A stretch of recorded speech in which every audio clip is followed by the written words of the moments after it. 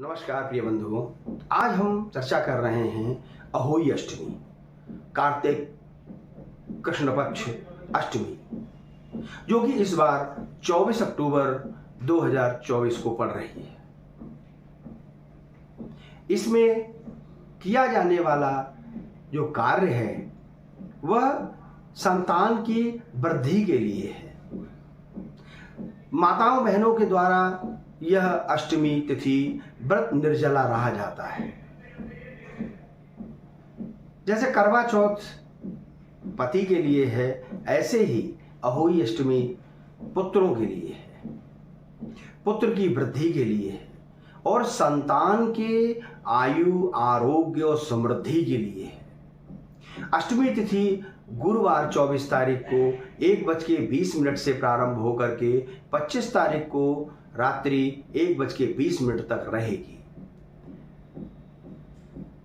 24 तारीख को पूरे दिन अष्टमी तिथि है और अष्टमी तिथि का पूजन गौरी जी का, गणपति का पूजन किया जाता है। वैसे तो गणपति का पूजन हर पूजन में किया जाता है, परंतु माता गौरी के साथ में गणपति जी का आराधना परम आवश्यक है। अब सबसे बड़ी प्रश्न ये आता है, ये अहोई माता हैं कौन? अहोई माता पार्वती जी का ही एक स्वरूप है। एक महिला थी, वह जंगल में मिट्टी लेने के लिए गई। वहां पर उसने गलती से होई के बच्चे की मृत्यु हो गई। उसको बहुत ही कष्ट हुआ। उसने पार्वती जी के लिए तपस्या की। तपस्या करके उसने क्षमा याचना की और कहा, माता मुझसे गलती हो गई है। माता के अनुदेशानुसार उसने अहोई अष्टमी, कार्तिक कृष्ण पक्ष अष्टमी तिथि को व्रत किया। निर्जला व्रत करके माता को प्रसन्न किया। माता ने आशीर्वाद दिया कि आज के दिन जो भी माताएं बहनें, जो भी अपने संतान के लिए व्रत रहेंगी, उनके संतान की सुख, समृद्धि, ऐश्वर्य और सभी प्रकार से वृद्धि प्राप्त होगी। इस बार तो कई सालों बाद, लगभग 25 सालों बाद अहोई अष्टमी को गुरु पुष्यामृत योग पड़ रहा है, सर्वार्थ सिद्ध योग पड़ रहा है। यह योग स्वयं में ही बहुत ही विलक्षण है।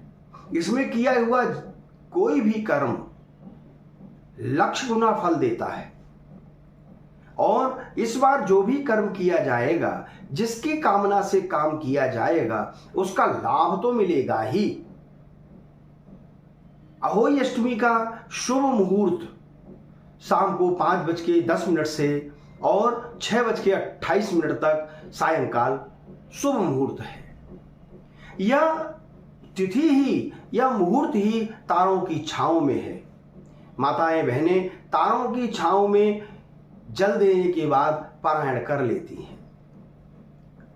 इसका विधान इस प्रकार से है, एक चौकी में लाल कपड़ा बिछा करके गणेश गौरी की स्थापना करके होई आठों का अष्टमी का जो चित्र है उसको स्थापित करके कलश में जल भर करके दीपक रख के भगवती का और गणपति का ध्यान करें और पूजन करें। और धार्मिक कथानुसार अहोई आठों का चित्रण, जो चित्र आजकल बाजार में मिलता है, उसको स्थापित करें। शाही और नेवला, इन दोनों का रूप ध्यान में रखते हुए उस चित्र में भी शाही और नेवले की चित्रण होता है। उनका पूजन करें। उनका पूजन करने से जो माताएं बहनें विधि विधान से पूजन करती हैं, उनके संतानों की वृद्धि तो होती ही है और उनके जीवन में आने वाले जो 9 दोष हैं, रोग दोष, उपद्रव, राजभय, शत्रु भय, तस्कर भय, भूत प्रेत पिशाच, अन्यान्य दोष हैं, वह स्वयं ही नष्ट हो जाते हैं। साथ ही उन माताओं बहनों को संतान का पूर्ण सुख मिलता है। ग्रंथ में तो यहां तक लिखा हुआ है कि बंध्या, काकबंध्या, नष्ट पुत्र वाली महिलाओं को भी यह संतान देने वाला योग है। और इस तिथि में श्रद्धा पूर्वक माता पार्वती जी का पूजन किया जाए तो स्वतः ही भगवती प्रसन्न होकर के संतान देती हैं और संतान का सुख भी प्राप्त होता है।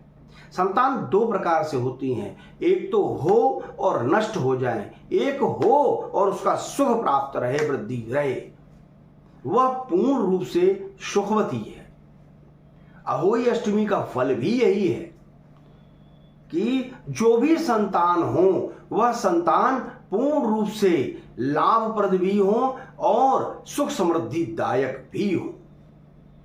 ऐसी सुंदर कामना करते हुए अहोई आठों का पूजन किया जाए और पूजन करके चंद तारों को देखते हुए अर्घ दे करके पारायण करें।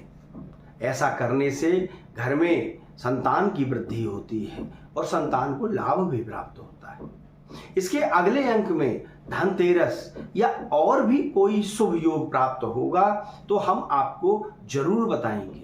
इस बार जो दीपावली पूजन का उहापोह चल रहा है वह विद्वत गणों से बातचीत चल रही है। जो निर्णय निकलेगा वो हम आपको अवश्य बताएंगे और दीपावली पूजन को किस प्रकार से विधिवत किया जाए जिससे कि लाभ प्राप्त हो वह भी हम आपको जरूर बीच में बताएंगे, क्योंकि लक्ष्मी जी का उत्सव है। लक्ष्मी जी के उत्सव में जितना किया जाए, क्योंकि द्वादश लक्ष्मी है, श्री पद्मा प्रकृति सत्वा शांता चिच्छिर रव्यया केवला निष्कला शुद्धा व्यापिनी व्योम विग्रहा। यह लक्ष्मियां हमारे घर में निवास करते हुए हम लोगों को सुख समृद्धि और जितना आराधना लक्ष्मी जी की हो सके उतनी आराधना करनी चाहिए। लक्ष्मीर्वसत पुष्पेषु लक्ष्मीर्वसत पुष्करे, ऐसा भाव रखते हुए लक्ष्मी जी की आराधना करें। यह हम आपको अगले अंक में बताएंगे। इस बार अहोई आठों का शुभ मुहूर्त और किस प्रकार पूजन करना चाहिए यह मैंने आपको बताया है। नमस्कार प्रिय बंधु।